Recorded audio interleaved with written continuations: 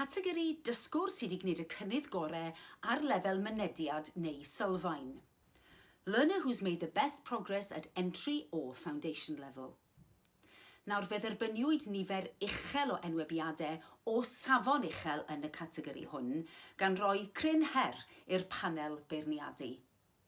O'r herwydd, ni allwyd enwi unigolion ar gyfer yr ail neu'r drydydd safle, ond yn hytrach roedd y panel beirniadu yn awyddus iawn i roi clod uchel a sylw dyladwy i 4 dysgwr, sef a large number of high-quality nominations was received in this category, which proved a major challenge for the adjudication panel.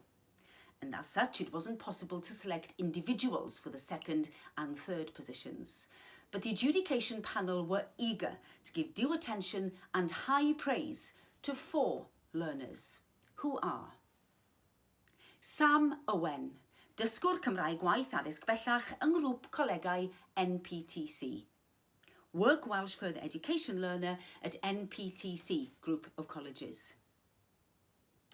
Abigail Williams, Dysgwr Cymraeg Gwaith addysg uwch ym Mhrifysgol Metropolitan Caerdydd.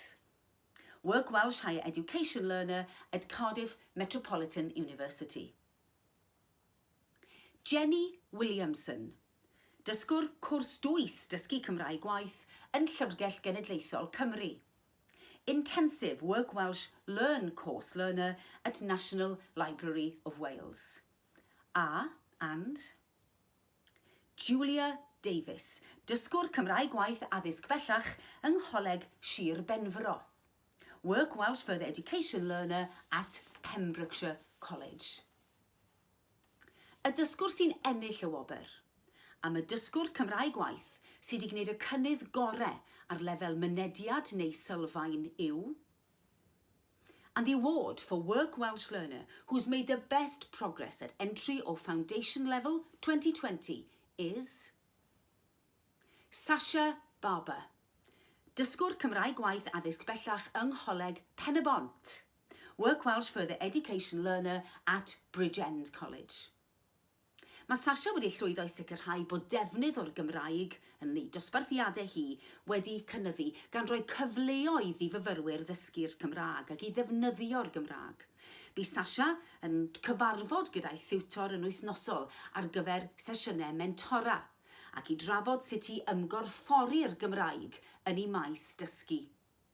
Derbyniodd ganmoliaeth uchel ac adborth arbennig am ei gwersi. Mae wedi gweithio'n raddol i sicrhau ystafell dosbarth gydag arddangosfeydd gwbl ddwyieithog. A hi yw'r tiwtor cyntaf yn y coleg i ddechrau dysgu modiwl cyfan drwy gyfrwng y Gymraeg. Sasha has increased the use of Welsh in her classes by giving students opportunities to use the language.